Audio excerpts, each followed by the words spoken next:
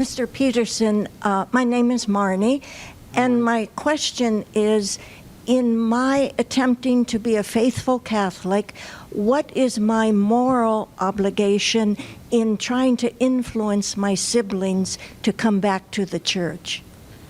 I guess it depends, and this may be in your category more than mine, a lot on your relationship with your siblings. You can only do so much, huh? Depends what the chemistry is there. I'm not a theologian. I don't feel prepared to answer it, but I'll answer in a more generic way. And Dr. Ray, if you'll chime in on this, I'd appreciate your input as well.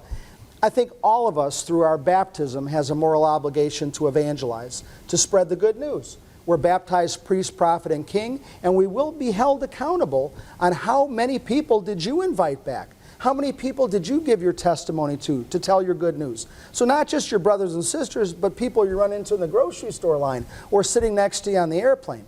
But it has to be God's timing. It has to be His will that you're the one He wants to open your mouth or say that or just show love. So when I'm on an airplane, I pray every day to lead someone closer to Christ.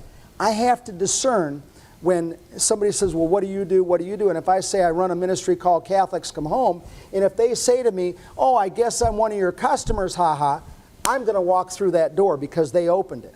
But if they don't say anything else and they change the topic and they look really disturbed, I will just show love to them the rest of the conversation. I'm not going to keep probing. You'll give them your and peanuts? Going, yeah, I'll do that. Give them sure. your peanuts? Yeah. Marnie, some of it is you just got to pick up on the clues. You know, when you try to say something, the most benign thing to a relative, and it's thrown back at you, back off. Yeah. Law of diminishing returns. Maybe you got another chance a little later on. What I typically find is they provide the opening, and you know how they do it? By making a snarky remark.